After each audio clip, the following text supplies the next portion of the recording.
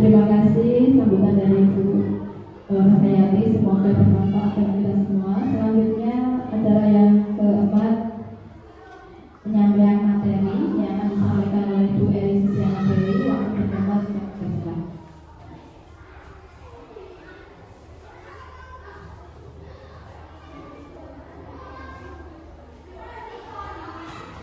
Assalamualaikum warahmatullahi wabarakatuh. Bapak Ibu semuanya, sebelumnya saya terima kasih kepada Bapak Ibu semuanya karena sudah memberikan meluangkan waktu untuk di acara ini bisa menasi budaya positif, dan terima kasih kepada tamu undangan yang sudah bersedia hadir di sini. Tamu undangan dari SD Angkatan Laut 03 Mater Suwon kita. Di sini pada hari ini kita akan mempelajari tentang budaya positif. Mungkin di sekolahan Bapak Ibu semuanya untuk budaya positif ini sudah selalu sering diterapkan pada anak-anak didik semua, okay? Saya sudah percaya itu. Tetapi alangkah baiknya bahwa nanti kita akan belajar bersama-sama tentang apa itu budaya positif.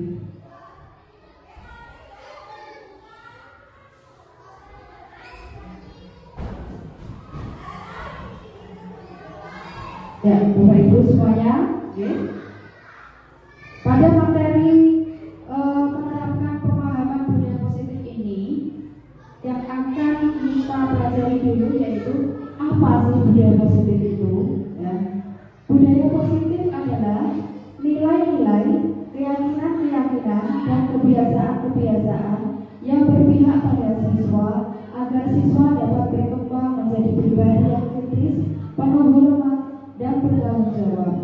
Salah satu unsur utama dari budaya positif adalah disiplin positif sebagai salah satu wadah menciptakan budaya positif yang berhubungan erat dengan tercapainya tujuan pendidikan sesuai dengan filosofi Belajar Dewantara. Nah, Bapak Ibu semuanya, terkait dengan filosofi Belajar Dewantara, dulu saya pernah belajar pada modul 1.1 tentang filosofi Belajar Dewantara bahwa sekolah itu diibaratkan sebagai sawah. Sawah itu adalah tempat persemaian benih-benih, Bapak Ibu, bisa benih padi, benih jagung, tanaman palawija, dan lain sebagainya. Nah, bagaimana cara agar benih-benih itu bisa tumbuh subur? Yaitu dengan cara apa, Pak Bu? Dengan cara dirawat, dipupuk, ya, disiram, ya, agar menjadi tumbuhan yang baik. Nah, tetapi kita juga jangan berharap apabila kita menanam padi, ya, kita jangan berharap akan tumbuh jagung, ataupun sebaliknya kita nanam jagung tumbuhnya padi. Nah, demikian kita sebagai guru, kita itu diajarkan untuk tidak memaksa murid, ya. Kita harus memberikan pelajaran murid atau mendorong murid untuk menumbuh kembangkan sesuai dengan minat dan bakatnya, ya. Jadi kita tidak boleh memaksa kamu harus bisa ini, kamu harus bisa matematika, kamu harus bisa IPA, kamu harus bisa nyanyi. Itu tidak boleh, gitu. Itu menurut filosofi Belajar Dewantara itu tidak boleh, karena anak-anak itu unik, anak-anak itu memiliki karakter masing-masing, anak-anak memiliki minat dan bakatnya sendiri. Jadi anak tidak boleh disamaratakan, ya. Lanjut sekarang. Nah, ada beberapa konsep inti budaya positif. Yang pertama adalah perubahan paradigma belajar. Yang kedua, disiplin positif. Yang ketiga, nilai-nilai kebajikan. Yang keempat, kebutuhan dasar. Yang kelima, motivasi perilaku manusia. Yang kelima, posisi kontrol guru. Yang keenam, keyakinan kelas dan segitiga restitusi. Itu adalah konsep intinya. Sekarang kita akan pelajari bersama-sama untuk pembelajaran dengan paradigma baru, Bapak Ibu. Nah, apa itu paradigma? Pembelajaran dengan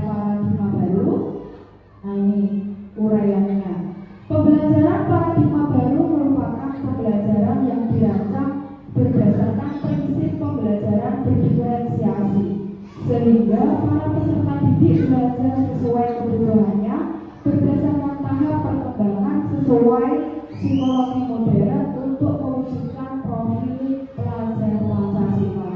Nah, Bapak Ibu semuanya, pembelajaran berdiferensiasi baru ini adalah salah satu contoh pembelajaran dengan paradigma baru. Kenapa Bapak Ibu? Karena kita bisa membeda-bedakan bakat minat anak sesuai dengan keinginannya sendiri. Ya. Karena dari kata different itu artinya berbeda. Ya. Bukan berarti kita itu membeda-bedakan anak itu boten. Kita pilih kasih sama anak itu boten. Ya. Anak itu sama saja. Hanya kita membedakan minat dan bakatnya saja. Dengan cara apa? Dengan cara kita memberikan kita membuat berkelompok pada setiap mata pelajaran. Misal di kelas 4 ya, kebetulan saya guru kelas 4. Pas kegiatan pas pembelajaran IPA, kegiatan ekonomi, saya membagi 3 kelompok anak, 3 kelompok 1, kelompok 2, dan kelompok 3. Kelompok 1 kebetulan mereka senang sekali menggambar. Saya kelompokkan di situ sekitar ada 10-an anak. Kemudian kelompok 2 kebetulan ada yang suka menulis. Nah, jadi kelompok yang suka menulis saya kelompokkan di kelompok 2 sekitar ada 8 anak gitu. Terus kemudian yang ketiga ada anak-anak yang suka menyanyi. Saya kelompokkan jadi 1. Ya, sekitar ada 12-an anak juga. Ya. Jadi ada kelas 4 ada 3 kelompok. Kelompok yang suka menggambar, kelompok yang suka menulis, dan kelompok yang suka menyanyi. Nah, pada saat pembelajaran berlangsung, ya, kita kan ada materi-materinya, ya. Kita sudah belajar, ada materi dan sebagainya. Pas pembagian tugas atau LKPD, tugas yang saya berikan itu berbeda Bapak Ibu, sesuai dengan bakat dan minatnya. Ketika saya berikan tugas untuk kelompok 1, ya, kelompok 1 tadi sukanya itu menggambar.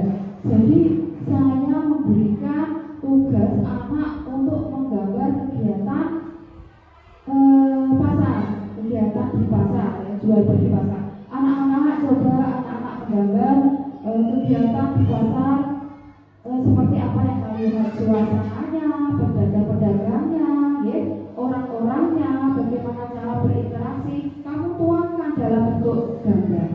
Yang kedua, anak-anak yang suka menulis, ya, anak-anak itu kemudian saya berikan tugas, coba anak-anak nanti anak-anak bisa menulis karangan tentang kegiatan ekonomi di pasar yang sudah kalian lihat. Anak-anak bisa menulis 1 sampai 2 halaman, ya, sesuai kemampuan masing-masing. Yang ketiga anak-anak yang suka menyanyi, ya, tugasnya mungkin coba anak-anak nanti anak-anak bisa menciptakan lagu, kemudian maju di depan untuk menyanyikan lagu tentang kegiatan ekonomi yang sudah kalian buat. Ya, berarti kelompok 3 itu mencipta lagu dan menyanyikan. Nah, dengan demikian, dengan kita memberikan tugas atau materi sesuai dengan minat dan bakatnya, itu diharapkan anak-anak lebih kreatif, anak-anak lebih mandiri, anak-anak lebih berpikir kritis sesuai dengan tujuan dari pembelajaran dengan paradigma baru, yaitu mewujudkan profil pelajar Pancasila. Dengan demikian, insya Allah dengan metode seperti itu, ya, akan berhasil. Bapak Ibu, kita akan memiliki anak yang berjiwa kritis, berjiwa mandiri, berwawasan global, bergotong royong, berkreatif, berkritis, dan bertakwa kepada Tuhan Yang Maha Esa. Selanjutnya, nah ini miskonsepsi kontrol, Bapak Ibu, ada 4, ya, konsep yang tidak sesuai ini yang termasuk ya. Yang pertama, ilusi guru mengontrol murid. Nah, sebenarnya kita itu tidak bisa mengontrol murid jika dia tidak tidak mau, karena harus ada dorongan dari diri sendiri. Kita sebagai guru tidak bisa memaksakan anak kamu harus bisa ini, kamu harus ini, bisa ini, itu tidak. Kita harus memberikan motivasi agar keinginan itu atau bakat-bakat itu muncul dalam diri anak sendiri. Yang kedua, ilusi bahwa semua penguatan positif, efektif dan bermanfaat itu juga belum tepat, ya. Nah, misalnya kita memberikan penguatan positif, misalnya dengan bujukan-bujukan, nasihat-nasihat, jika terlalu sering, ya, murid bisa ketergantungan dan tidak mandiri, ya. Misalnya kita ada anak yang kurang menjaga kebersihan, kita selalu memberikan nasihat-nasihat untuk motivasi, ini saya pintar, saya bagus, saya misalnya rajin buang sampah, apa gimana jadi anak yang pintar dan lain-lain, itu juga ada dampak negatifnya, ya, Bapak Ibu. Karena anak menjadi ketergantungan dan tidak mandiri. Jadi misalnya tidak disanjung atau tidak diberikan nasihat oleh ibu guru, nanti dia tidak akan melaksanakan tugasnya karena dia ketergantungan dan tidak mandiri. Yang ketiga, ilusi bahwa kritik dan membuat rasa bersalah mampu menguatkan karakter itu juga belum tepat, karena kritikan itu dapat membuat orang merasa bersalah, ya, dapat membuat orang itu tidak ada harganya, mungkin tidak ada artinya, ya. Karena apa? Itu tadi, down, orang yang sedang dikritik itu down. Kalaupun ada kritikan itu ya secukupnya saja dan sifatnya itu membangun, ya, bukan untuk membuat anak itu tidak percaya diri. Yang selanjutnya adalah ilusi bahwa orang dewasa itu berhak memaksa, dan itu adalah ilusi yang kurang tepat juga, karena semua anak, semua orang itu berhak untuk menentukan pilihannya masing-masing, ya, tidak atas paksaan dari orang lain. Ya, kita sebagai guru juga tidak boleh memaksakan kehendak kepada anak-anak. Terima kasih Bapak Ibu. Sekarang kita lanjut ke sheet berikutnya. Disiplin positif, ya. Yang pertama, disiplin mengacu pada disiplin diri yang memiliki tanggung jawab terhadap apa yang dilakukan berdasarkan nilai-nilai yang diyakini. Ya. Disiplin itu merupakan tanggung jawab. Tanggung jawab kepada siapa? Tanggung jawab kepada semua orang, ya. Jadi kalau misalnya anak-anak itu setiap habis istirahat, mereka itu kan habis buang sampah, secara tidak langsung kita harus memberikan nasihat atau menanamkan diri pada anak dengan budaya-budaya positif, ya. Kita juga akan memberikan contoh, misalnya buang sampah juga harus tempatnya, harus memberikan contoh dulu, anak baru meniru, ya. Dan apabila dengan demikian anak-anak akan memiliki rasa tanggung jawab yang besar, itu. Yang kedua, sebagai pendidik, tujuan kita adalah menciptakan peserta didik yang memiliki disiplin diri, sehingga berperilaku mengacu kepada nilai-nilai kebajikan universal dan memiliki motivasi intrinsik ke dalam perubahan perilaku ke arah yang lebih baik. Nah, ini Bapak Ibu, disiplin itu mengacu perilaku kebajikan universal atau umum, ya, memiliki motivasi intrinsik. Motivasi intrinsik itu berarti motivasi dalam diri anak itu sendiri, ya. Tadi sudah saya jelaskan yang pertama itu tadi bahwa disiplin-disiplin itu kita harus memberikan contoh kepada anak, memberikan motivasi kepada anak agar anak itu memiliki tanggung jawab dan kemauan dari diri sendiri tanpa kita paksakan untuk maju, ya, untuk berubah dari arah yang lebih baik ke arah yang lebih baik. Disiplin positif bertujuan untuk menumbuhkan kesadaran serta memberdayakan peserta didik tanpa imbalan penghargaan, ancaman atau hukuman. Nah, disiplin positif ini ya tadi sudah sama juga pada poin yang kedua, kita tidak boleh memberikan arahan atau motivasi anak tanpa tanpa ancaman, ya tidak boleh itu hukuman. Kita ajak, ayo anak kamu harus membersihkan kelas itu, kalau tidak nanti hukumannya bersihin kamar mandi mungkin, ya membersihkan perpustakaan, itu tidak boleh. Kita harus memberikan budaya positif, memberikan arahan agar anak-anak itu bisa melaksanakan budaya positif sesuai dengan kesehariannya. Tapi saya juga mungkin percaya bagi ibu semuanya kelas 1 sampai kelas 6 bahwa setiap kelas itu ada budaya positifnya masing-masing. Nah sekarang mungkin saya ingin tahu budaya positif yang sudah diterapkan pada kelas. Mungkin ini saya minta bantuannya dari kelas ini, Ibu Hafizatu Korea sebagai ibu guru kelas 5. Saya ingin tahu bagaimana cara beliau membiasakan budaya positif di kelasnya. Monggo Ibu Hafizatu Korea, monggo. Beri Bu kalau Bu Hafizatu ceritakan Bu saya budaya positif yang jenengan terapkan di sekolah itu nopo mawon. Terus gitu. Terima kasih Bu Edi tentunya. Kebetulan ya anak-anak kelas 5 setiap harinya sebelum pembelajaran saya mulai ya, anak sudah saya biasakan melakukan beberapa kegiatan dan alhamdulillah itu berjalan.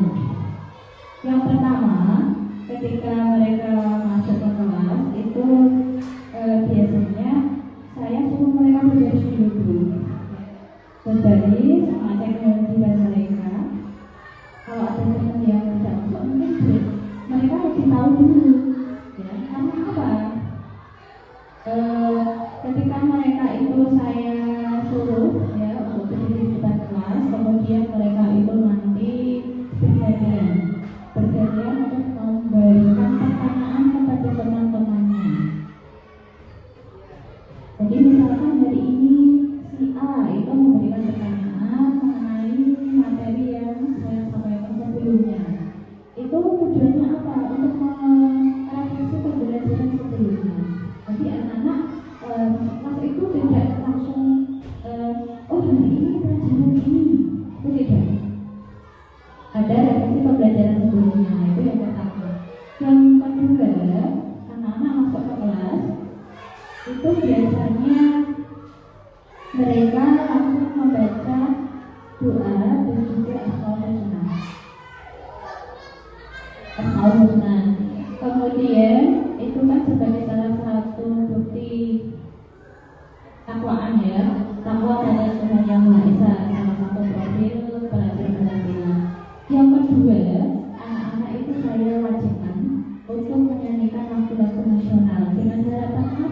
Kita sebagai wujud rasa nasionalisme kita. Ya, harapan saya apa? Karena anak-anak sekarang itu sulit menghafal lagu-lagu nasional. Tetapi kalau mereka itu menghafal lagu-lagu yang viral itu luar biasa cepat hafalnya ya.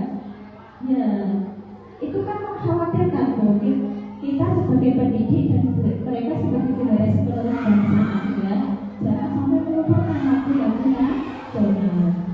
Kemudian yang ketiga, saya biasa setelah mereka itu melaksanakan doa, kemudian mereka membaca Al-Qur'an, yang ketika itu untuk meningkatkan menggugah semangat belajar mereka, itu saya menyuruh mereka menyanyikan lagu profil pelajar Pancasila.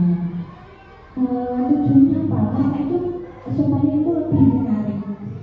ada yang mungkin dari ini si A itu memberikan kegiatan kartu profil pelajar Pancasila dengan dalil yang beda di lain hari. Boleh Bu? Boleh. Itu kreativitas mereka. Saya tidak membatasi kreativitas mereka. Misalkan pada hari ini gerakannya seperti itu ya Bu, silakan. Di hari lain, Bu, kita beda gerakan ya, boleh. Seperti itu ya. Ya, kurang lebihnya seperti itu boleh untuk yang kegiatan disiplin positif berkelas 5. Terima kasih. Luar biasa ya. Mungkin Bapak Ibu tolong beri aplaus kepada Bu Afisatu karena penyampaian luar biasa.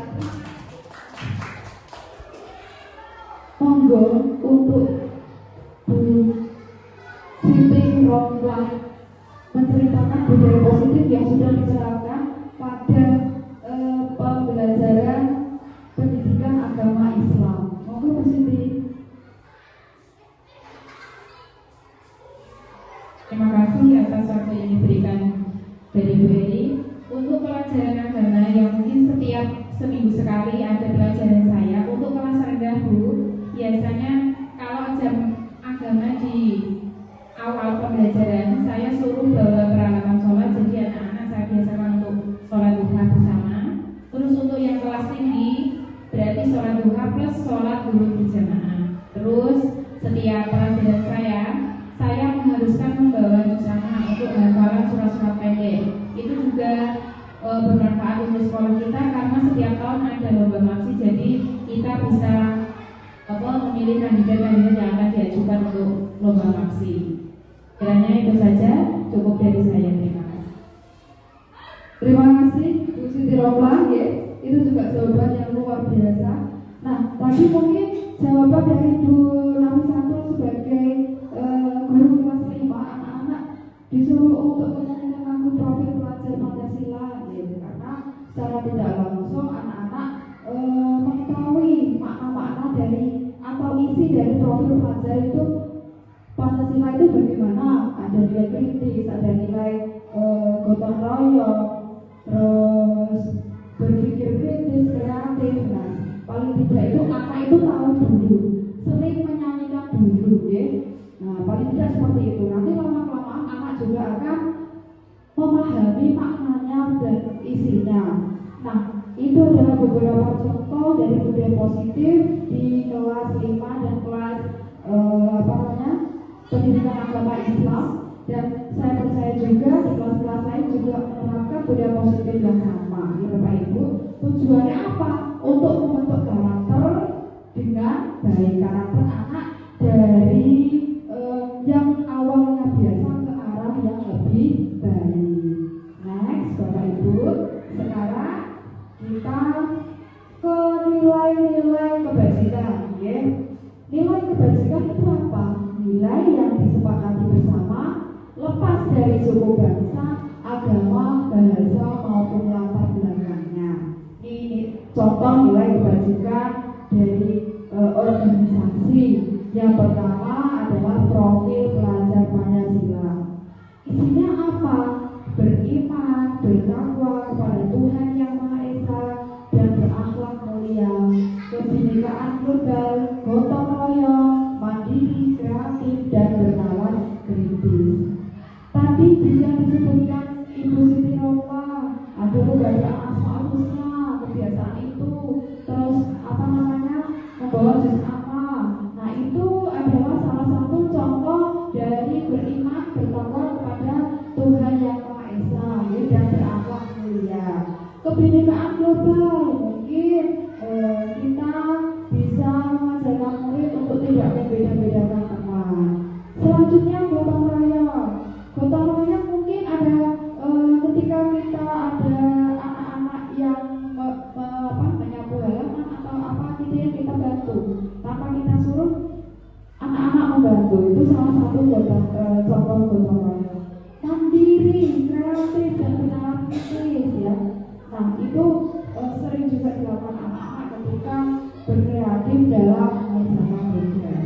Dalam program PJP ya, salah satunya adalah toleransi, rasa hormat, integritas, mandiri, menghargai, antusias, empati, keingintahuan, kreativitas, kerjasama, percaya diri, dan komitmen.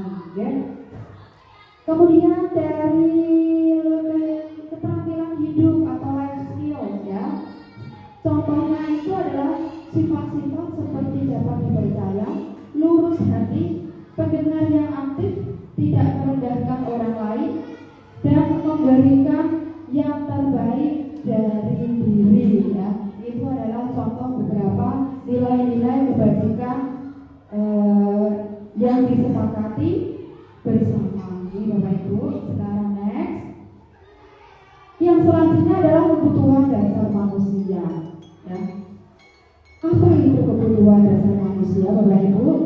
Kebutuhan dasar manusia adalah segala sesuatu yang kita lakukan untuk mendapatkan apa yang kita inginkan, memiliki tujuan tertentu, dan semua usaha terbaik yang kita lakukan adalah dalam rangka kebutuhan dasar kita terpenuhi dengan baik.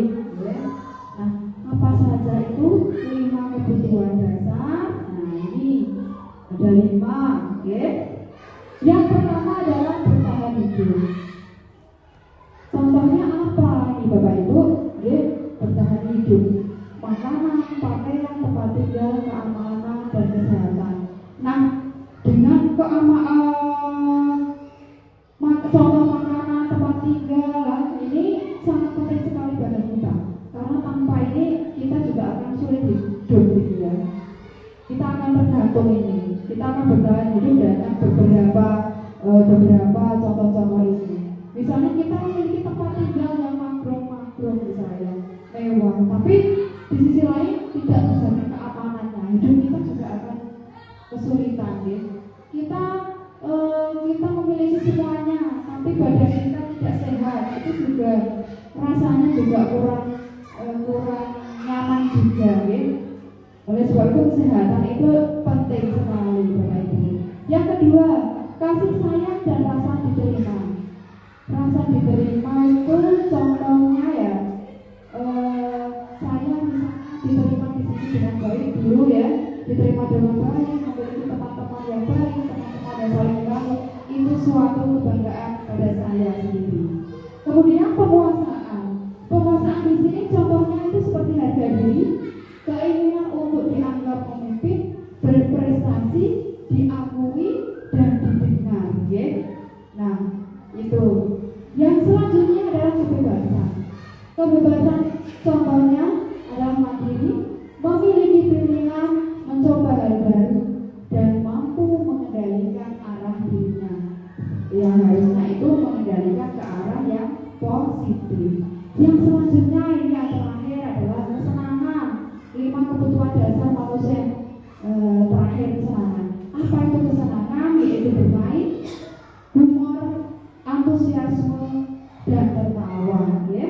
Nah, kita perlu sekali untuk refresh biar imbang.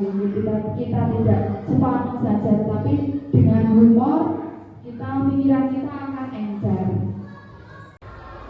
Oke. Selanjutnya nih Bapak Ibu, motivasi perilaku manusia. Yang pertama untuk menghindari hukuman atau ketidaknyamanan. Yang kedua untuk mendapatkan imbalan atau penghargaan dari orang lain. Yang ketiga untuk menjadi orang yang mereka inginkan dan menghargai diri sendiri dengan nilai-nilai yang mereka percayai. Nah, setiap orang ini ya, saya pribadi juga menghindari ketidaknyamanan. Oleh sebab itu kita harus melakukan kegiatan-kegiatan yang positif. Kita harus berinteraksi dengan orang-orang yang baik agar hidup kita itu terasa nyaman. Nanti Bapak Ibu. Sekarang selanjutnya, nah ini ada hukuman, konsekuensi, restitusi, ya. Ini adalah perbedaannya. Kalau hukuman itu tidak terencana atau tiba-tiba.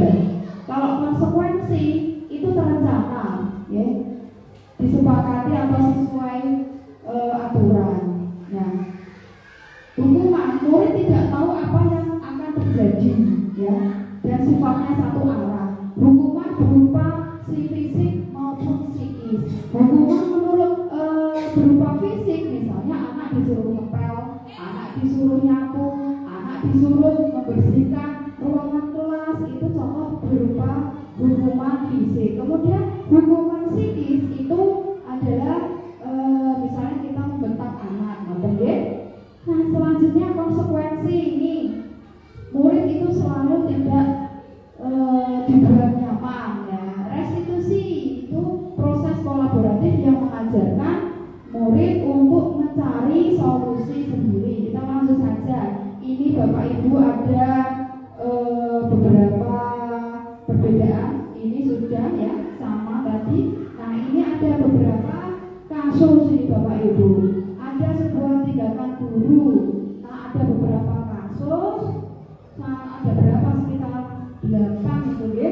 Dan itu nanti Bapak Ibu nyuwun sewu yang ada di ruangan ini, kasus itu termasuk hukuman atau konsekuensi. Ngoten nggih Bapak Ibu ya. Nomor 1 misalnya mencatat 100 kali di dalam buku kalimat.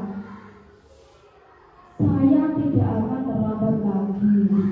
Nulis itu Bapak Ibu 100 kalimat saya tidak akan terlambat lagi. Itu kira-kira hukuman atau konsekuensi kira? Hukuman, ya. Yang kedua, lari mengelilingi lapangan basket 2 kali karena terlambat hadir sekolah. Itu biasanya apa Bu Siti? Hukuman, ya. Yang ketiga, murid diminta untuk push up 15 kali karena tidak menggunakan masker ke sekolah. Kira-kira itu apa Bu Siti? Bu Siti Umi Arifah. Hukuman menurut Bu Siti Umi Arifah. Yang selanjutnya menggantikan kertas tugas teman yang telah dicoret-coret. Benar-benar yakin yang saya mau ngobrol itu konsekuensi. Ya, terus kemudian membersihkan tumpahan air di meja tulis karena tersenggol pada saat belajar. Juga konsekuensi. Meminta murid untuk tidak mengenakan sepatu seharian di sekolah karena tidak mengenakan sepatu hitam atau berita. Konsekuensi. Lari mengelilingi lapangan basket 2 kali karena terlambat 10 menit untuk pelajaran PJOK. Bu Putri ngomong Bu Putri. Konsekuensi. Nah tadi Bapak Ibu sampun menjawab ini ya soal tentang beberapa kasus. Nah kira-kira tadi benar apa salah ya jawabannya Bapak Ibu?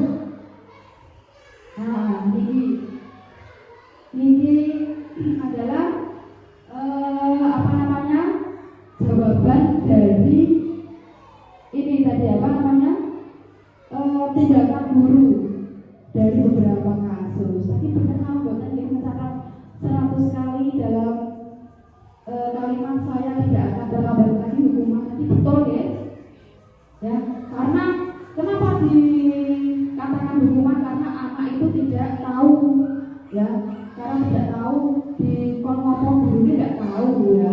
Yang kedua, lari mengelilingi lapangan. Tadi betul.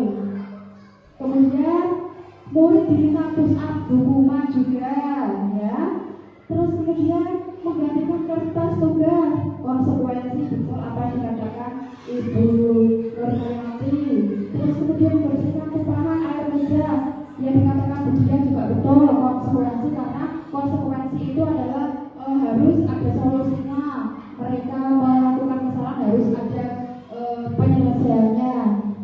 Yang selanjutnya ini tidak mengenakan sepatu hukuman betul. Terus kemudian lari mengelilingi lapangan 10 kali, konsekuensi betul. Terima kasih untuk ibu-ibunya. Nah ini saya ada sedikit cerita Bapak Ibu. Kemarin di kelas 4 itu ada anak yang itu bosanya apa gitu menendang itu rak sepatu. Akhirnya rak sepatu itu berantakan banyak sekali. Akhirnya anak itu saya panggil, Dek, kenapa kamu melakukan itu? Alasannya kenapa gitu. Saya tanya, kemudian jawabannya itu sederhana. Karena saya kesal Bu. Kesal sama siapa? Kesal sama si A misalnya. Loh kenapa? Karena saya diejek Ibu. Katanya saya diejek gini gitu. Ya saya terus bilang, saya tidak boleh seperti itu hal yang tidak baik, jangan diulangi lagi, nanti dampaknya bisa kesini ya. Yang rugi bukan kamu, dia juga gitu. Akhirnya anak itu bersedia minta maaf dan tidak akan mengulangi lagi. Ya. Nah, terus yang berantakan itu bagaimana rak sepatunya? Ya saya suruh untuk memperhatikan kembali dan alhamdulillah anak itu mau dan berjanji untuk tidak melakukannya lagi. Nah, itu adalah beberapa contoh dari tindakan guru ya yang merupakan hukuman atau konsekuensi yang saya alami itu merupakan konsekuensi yang harus diambil oleh anak. Adalah posisi kontrol guru. Ada 5 posisi kontrol guru. Yang pertama adalah penghukum, yang kedua pembuat rasa bersalah, yang ketiga teman, yang keempat pemantau, yang kelima adalah manajer. Penghukum itu biasanya guru itu bisa menghukum anak secara psikis dan fisik, ya. Awas kalau misalnya kamu tidak menuruti kata saya, awas. Nah, dengan kata itu kan ada sebuah ancaman dan hukuman dari bapak ibu guru.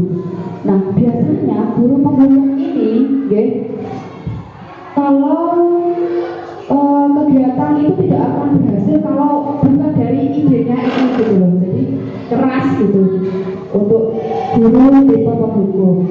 Yang kedua adalah pembuat rasa bersalah.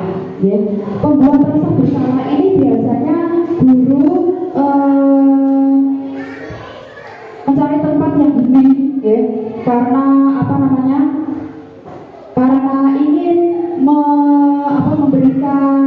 memberikan arahan kepada anak. Kenapa kamu melakukan ini? Ibu kecewa sama kamu. Dengan demikian anak akan timbul merasa bersalah. Anak akan menjadi rendah diri. Ya. Yang ketiga, ini sering kita lakukan juga. Guru itu sebagai teman. Ya. Dengan kita memposisikan menjadi teman, kita itu tidak ada hukuman atau tidak ada ancaman yang kita lakukan kepada anak didik. Yang keempat adalah sebagai pemantau. Pemantau itu adalah sebagai monitoring, ya. Kita memantau anak-anak dengan tanggung jawab atau bagaimana. Dengan kita sering memantau kegiatan anak, kita akan lebih tahu anak ini meningkat apa tidak dalam karakter pembelajaran atau sifat atau disiplinnya meningkat apa tidak itu. Yang kelima, guru sebagai manajer. Nah, guru sebagai manajer ini bagus sekali karena guru dengan murid ini memposisikan menyelesaikan masalah bersama-sama. Okay? Dengan kata lain, ketika ada masalah, guru itu meminta anak untuk mendiskusikan bagaimana cara memecahkan masalah tersebut. Jadi anak itu dilibatkan secara langsung. Nah, ini adalah contoh penerapan 5 posisi kontrol guru. Dengan kasus siswa tidak memakai atribut lengkap saat upacara bendera. Nah, hukumannya berupa hormat pada bendera selama 1 jam. Itu termasuk kategori penghukum, guru sebagai penghukum. Yang kedua, berapa kali ibu harus memberitahu kamu selalu mengecewakan bapak dan ibu. Nah, itu adalah pembuat rasa bersalah, ya. Tadi sudah dijelaskan di awal. Kemudian contoh guru sebagai teman. Ayo dong, ikuti aturan sekolah, tolong bantu ibu sekali ini ya. Ya sudah, tidak apa-apa, lain kali jangan sampai berbuat seperti ini lagi ya. Nah, itu adalah guru sebagai teman. Karena apa? Biasanya kalau sama teman, ya, anak itu akan lebih percaya, lebih fair gitu, lebih jujur daripada bersama gurunya. Kalau bersama gurunya biasanya takut gitu. Yang selanjutnya adalah sebagai pemantau. Salah satu percakapannya adalah kamu sudah melanggar peraturan sekolah. Kamu tahu konsekuensinya. Setelah upacara kamu beli atributnya ke koperasi dan jangan diulangi lagi. Nah, itu adalah sebagai pemantau. Nah, ini yang terakhir sebagai manajer. Apakah Kamu tahu kesalahanmu, kira-kira bagaimana memperbaiki kesalahanmu. Nah itu manajer, ya. Selanjutnya, nah ini saya kecewa sekali dengan kamu. Ini posisi kontrol apa di Bapak Ibu? Apa tadi, ya? Merasa pembuat rasa bersalah, ya. Kemudian apa rencanamu untuk menyelesaikan ini? Manajer, ya, bismillah, luar biasa. Kemudian kamu tidak pernah melakukannya. Itu apa, Bapak Ibu? Penghukum, ya, penghukum. Ayo lakukanlah demi Bapak Ibu ini sebagai apa? Teman. Ya betul, luar biasa. Selanjutnya, kamu tidak pernah mendapatkan nilai jika tidak mengerjakan tugas. Ini apa kira-kira Bapak Ibu?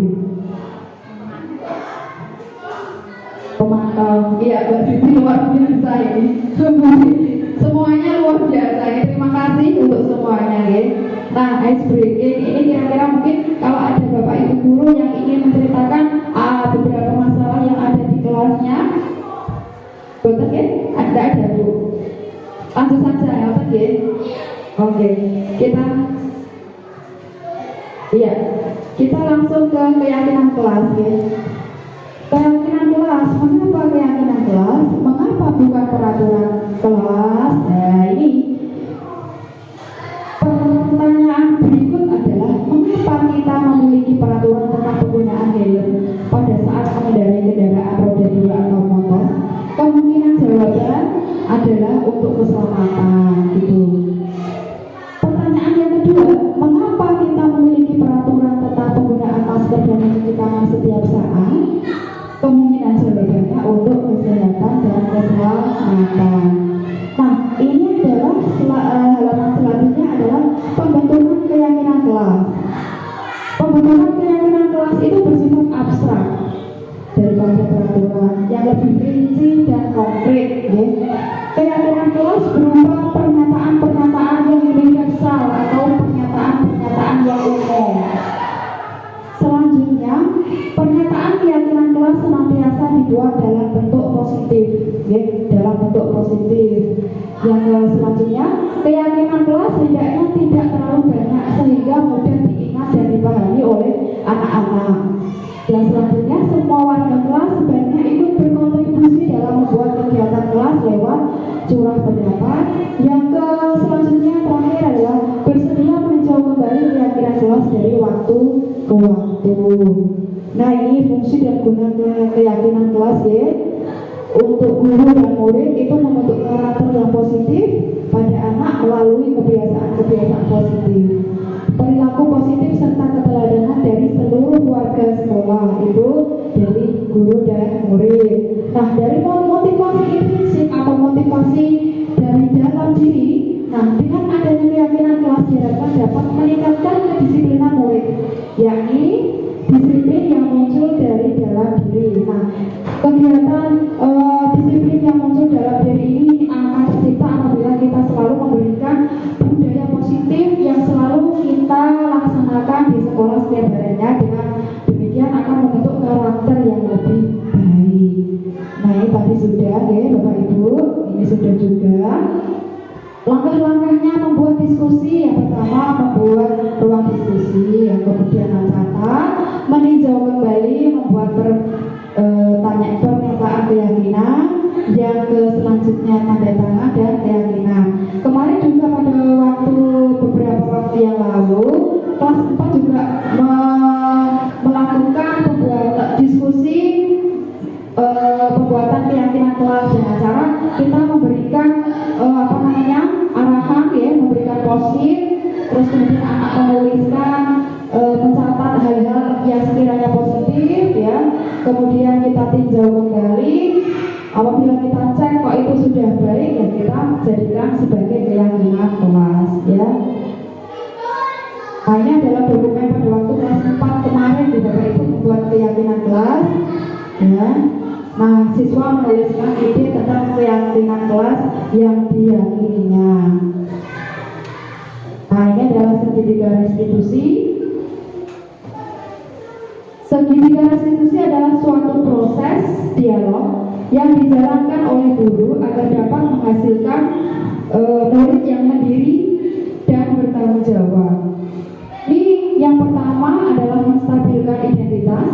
Berdasarkan prinsip membuat kesalahan adalah bagian dari proses pembelajaran. Nah, dengan menstabilkan identitas itu bertujuan untuk membantu anak untuk mengubah dirinya yang sering salah menjadi sukses. Dalam konteks disiplin positif, hal ini berarti menciptakan situasi yang membantu anak merasa aman, diterima, dan dimiliki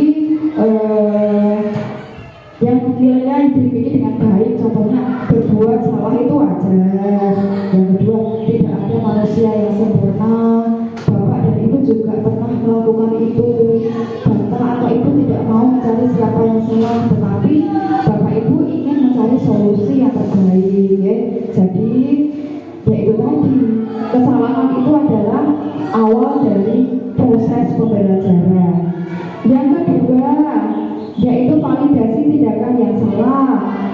Nah, berdasarkan prinsip setiap perilaku berupaya memenuhi kebutuhan tertentu, ya.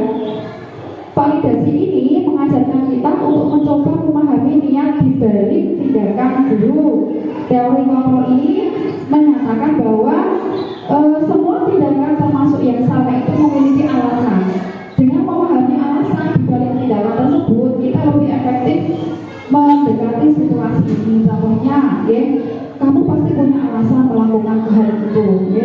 Jadi setiap anak melakukan kesalahan itu pasti ada alasannya. Yang kedua, contohnya kalimatnya seperti ini: padahal kamu bisa melakukan yang lebih buruk dari ini, ya. Kamu patut bangga karena telah memiliki sesuatu yang penting buatmu. Kamu melakukannya karena mempertahankan sesuatu yang penting bagimu. Nah, itu adalah contoh kalimat-kalimat dalam validasi tindakan yang salah. Yang terakhir adalah menanyakan keyakinan. Berdasarkan teori kontrol, bahwa pada dasarnya kita itu termotivasi secara intrinsik, ya. Nah, setelah anak sukses dan tindakannya itu diakui, langkah terakhir adalah bertanya apa yang dia percaya dan ingin jadi apa, gitu, ya. Ini adalah langkah kritis dalam membantu anak merenungkan tindakannya. Sering membantu mereka memahami bagaimana tindakan tersebut dapat lebih baik dilakukan di masa depan. Pentingnya langkah ini adalah menghindari untuk menghakimi anak. Oke, dengan cara apa? Dengan cara membuat keyakinan jelas. Yang kedua, membuat nilai-nilai yang telah disepakati bersama. Yang selanjutnya, seperti apa gambaran sebuah kelas yang ideal menurut kamu. Nah, itu adalah segitiga restitusi. Contoh penerapannya ini, anak ada sebuah kasus. Di suatu hari di ruangan kelas 4, ya, di SD Negeri Angkatan Kidul 2, jam dinding itu menunjukkan pukul 7.20. Tiba-tiba ada salah satu anak datang dengan tergesa-gesa dan nampak berantakan. Ini bukan pertama kalinya anak itu datang terlambat. Minggu sebelumnya juga sudah beberapa kali terlambat. Nah, sebagai wali kelas sudah sering diingatkan dan memberikan konsekuensi atas perbuatannya, namun sering diulangi. Nah, berikut adalah contoh percakapan antara guru dengan murid dalam menerapkan segitiga restitusi untuk penyelesaian masalah.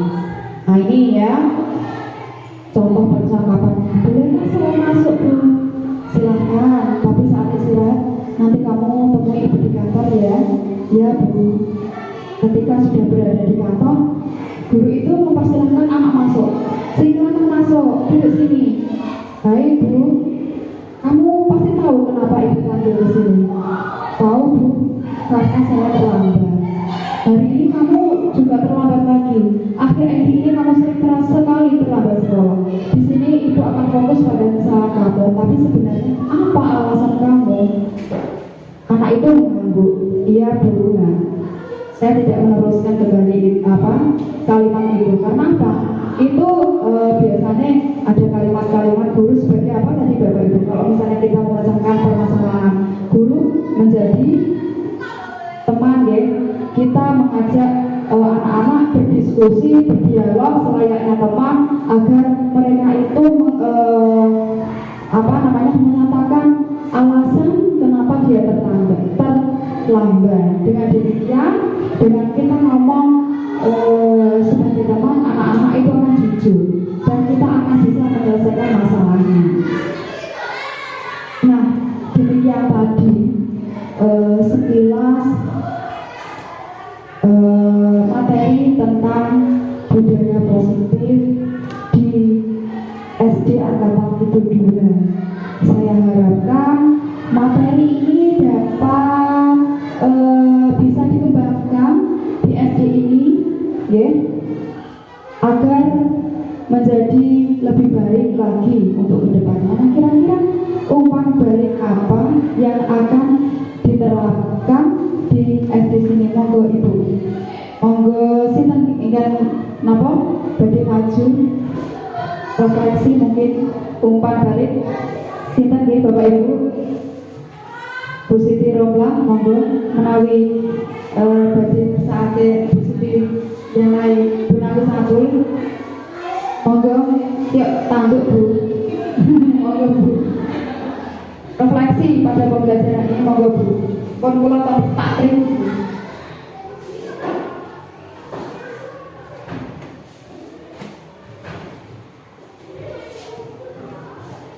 Terima kasih.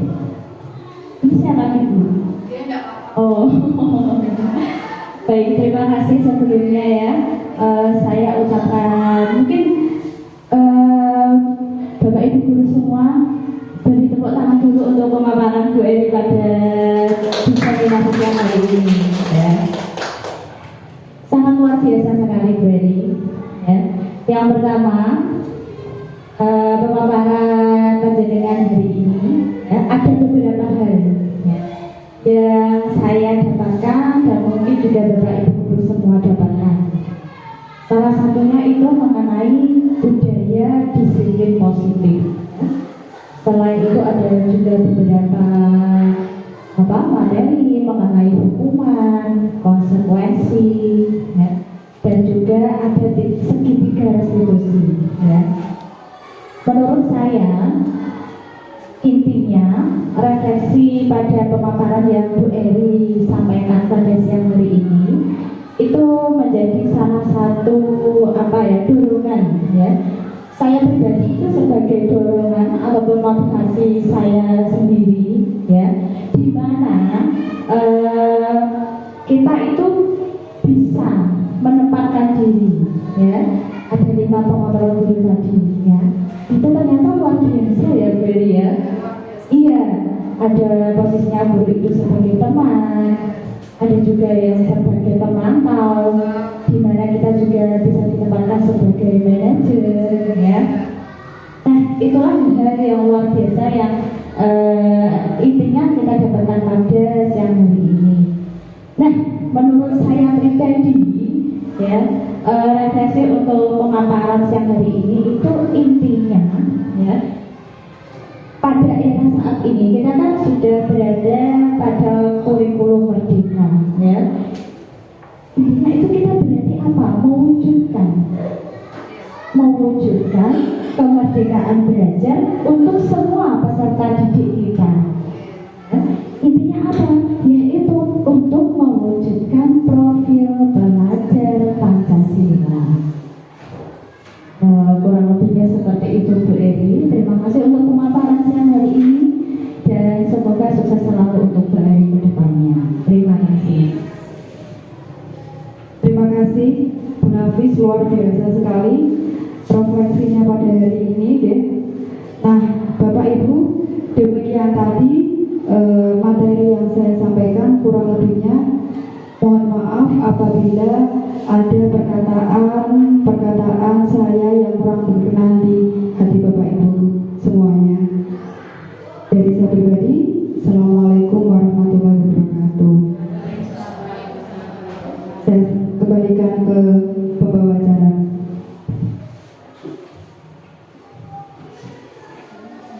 Terima kasih luar biasa sekali ya untuk pemaparan materi pada siang hari ini. Semoga apa yang disampaikan oleh Bu Eri dapat kita laksanakan dan kita terapkan di SD kita. Untuk acara selanjutnya yaitu penutup, mari kita semua tutup dengan bacaan hamdalah ya, bersama-sama. Alhamdulillahirrahmanirrahim. Terima kasih. Sekian dari saya, kurang lebihnya mohon maaf. Wassalamualaikum warahmatullahi wabarakatuh.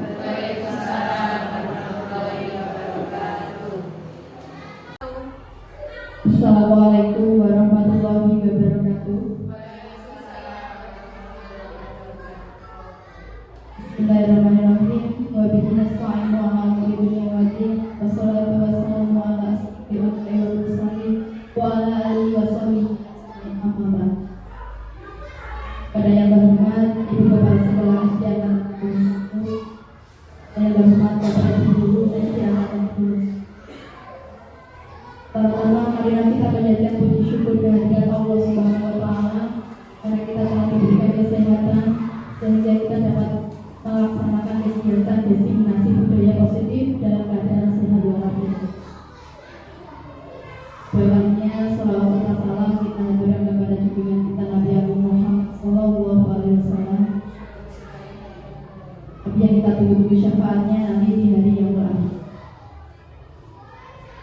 Bapak Ibu Guru, di sini saya sebagai pembawa acara menyampaikan acara yang akan terlaksana pada hari ini. Acara yang pertama pembukaan, acara yang kedua menyanyikan lagu Indonesia Raya, acara yang ketiga doa, acara yang keempat sambutan kepala sekolah, acara yang kelima menyampaikan materi, selanjutnya umpan balik dan tutup.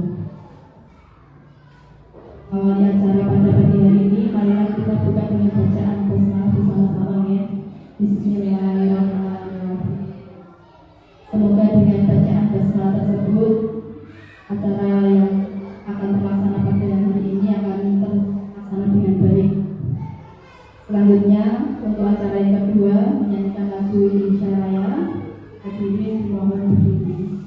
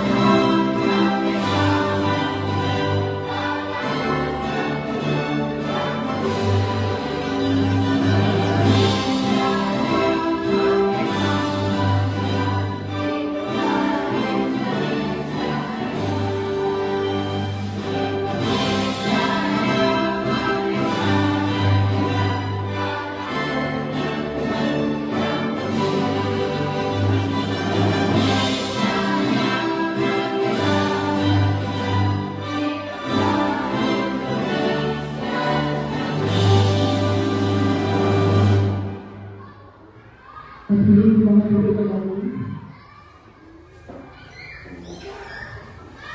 Untuk acara yang ketiga, doa yang akan disampaikan oleh Ibu Siti Rompa. Waktu dan tempat kami persilakan.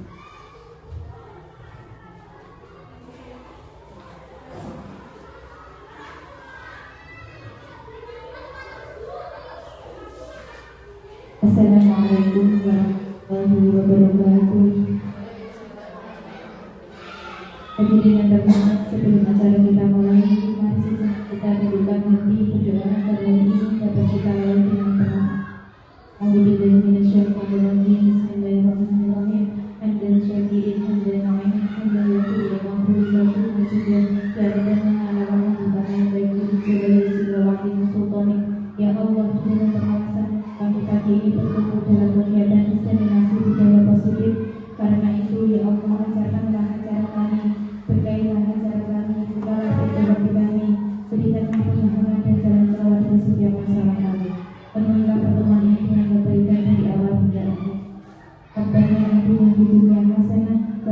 bani hasanah wa qina adzabannar. Subhana rabbika rabbil izzati amma yasifun wa salamun alal mursalin walhamdulillahi rabbil alamin. Assalamualaikum warahmatullahi wabarakatuh.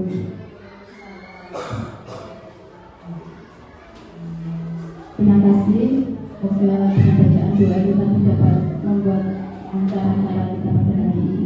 Selanjutnya acara yang keempat, sambutan kepala sekolah dan tempat mengajar.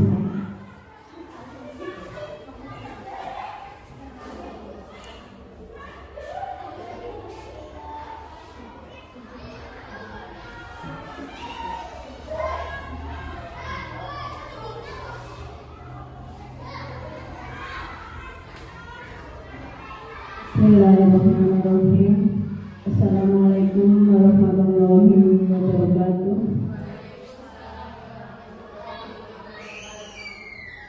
Ibu-ibu guru SD Angkatan 52 yang kami hormati,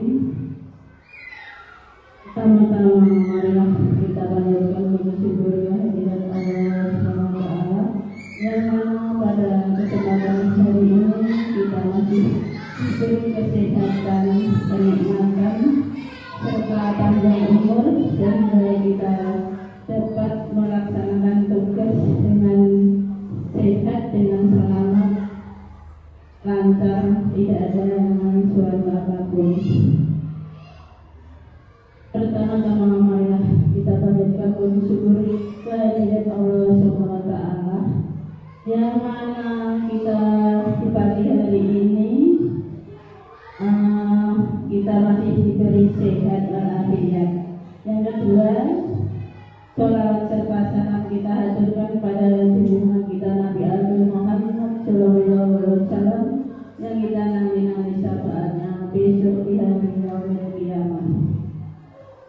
Di sini saya akan menyampaikan, yaitu pertama, Ibu Eri Suryana Dewi pada hari ini telah melaksanakan tugas sebagai guru penggerak yang akan memaparkan, yaitu tema diseminasi konsep dan implementasi aksi budaya positif.